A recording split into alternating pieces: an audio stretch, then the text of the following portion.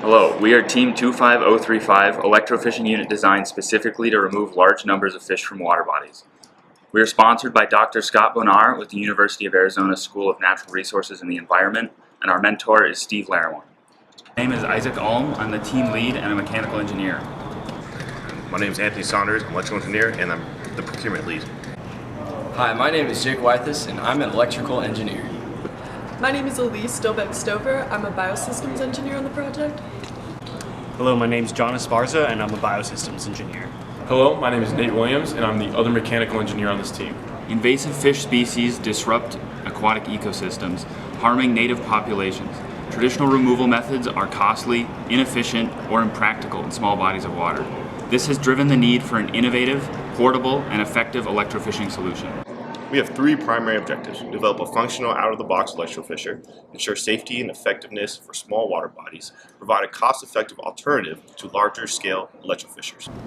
Current methods of electrofishing are very harmful to the biodiversity and to our drinking water.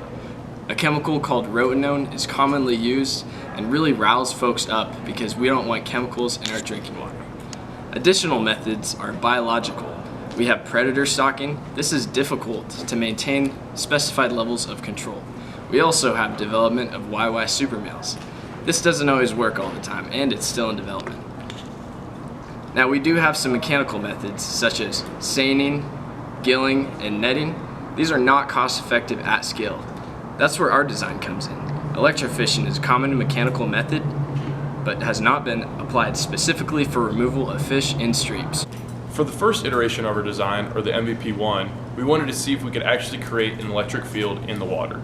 We did this by taking a positive line and a negative line, and then recording the voltage gradient outputs by using a voltage probe meter. Now looking at our MVP1 design in SolidWorks, we can see that the cathodes are negatively charged and attached to our negative main line. Our anodes are 1.5 feet long, and those are attached to our positive main line. We offset these cathodes and anodes by 1.5 feet to create a triangular field. We did this to expand the size of the field and also the effectiveness. This helps stretch the field to capture more fish. For our MVP2, we wanted to prove that we could connect multiple sections of our device together and still create this electric field to catch the fish. We used a styrene butadiene rubber to house all of the internal wires for our positive and negative main lines, which also housed our wire tap drops, which you'll see in the next slide. To connect the frame together, we used Gator Lock connects, which are made of polypropylene plastic. As you can see here, we have the female and male connector. No extra parts are required to connect these in the field, and all you simply do is open up the female connector and attach it down on the male connector. Now, taking away the outside housing, we can now have a visible view of what the electrical components look like for our MVP2. We have the positive and negative main line similar to the MVP1, and on those main lines, they're stripped so the screw-down wire taps can be attached to the respective lines. At the end of the main lines, we have Anderson SB50 wire connectors for ease connection of the two modular frames together. Once again, no extra parts are required, so out in the field, all you have to do is plug the two together and it's pressure fit with a firm connection.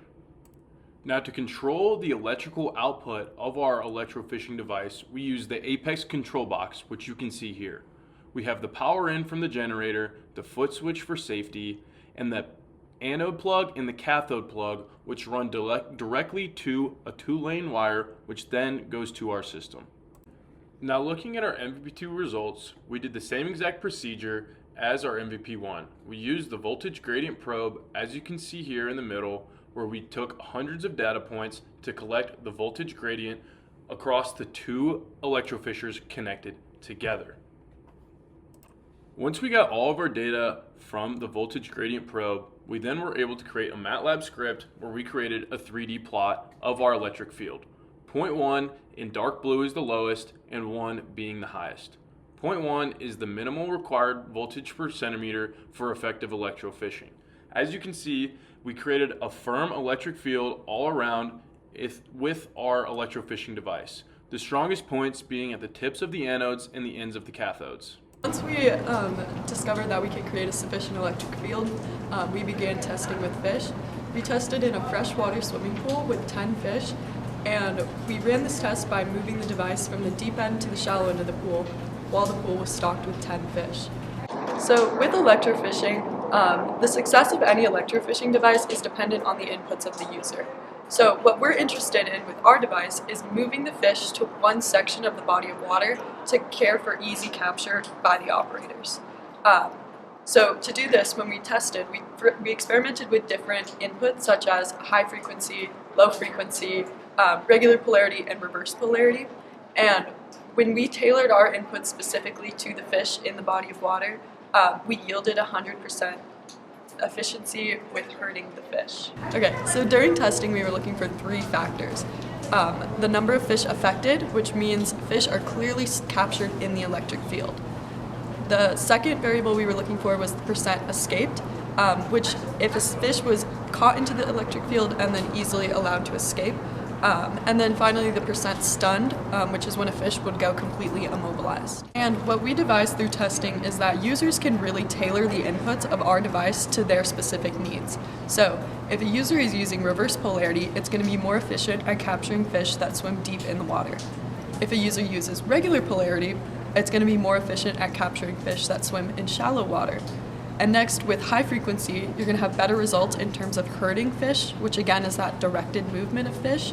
And if a user wants to use low frequency, they're going to have more stunned fish. So now we want to talk about what our testing means for verifying our system requirements. We have split up our system requirements into 4 main categories of performance, environmental requirements, safety requirements, and interfaces requirements. The core of our project was our first requirement, which was our capability requirement of being able to herd 100% of fish in the affected area. As Elise had mentioned, we were able to do this in our most recent testing procedure. Another important requirement of our project was our area of effect requirement, which required that 0.1 to 1 volts per centimeter voltage gradient. In our MVP2 test, we had verified this. Additionally, the usage of an apex control box and making sure our system was compatible to that allowed us to vary voltage, current, and frequency. Additionally, moving into our environmental requirements, we successfully waterproofed our device, making sure that no water ingress occurred. We made our device designed to be able to work well in stream dimensions of 10 feet deep and 25 feet wide with varying water flows. Additionally, we implemented some safety features in our device, allowing the device to have an automatic shutoff, as well as an emergency shutoff when excess peak current occurred. Overall, our project has created a working electrofishing device that fish biologists can use in the field to successfully herd fish. We have verified that our system is able to produce this electric field and that fish do in fact respond 100% effectively to this field, allowing fish biologists to successfully and efficiently remove them from streams. Thank you for watching our video, and special thank you to Professor Scott Bonar of the University of Arizona Natural Resource Department.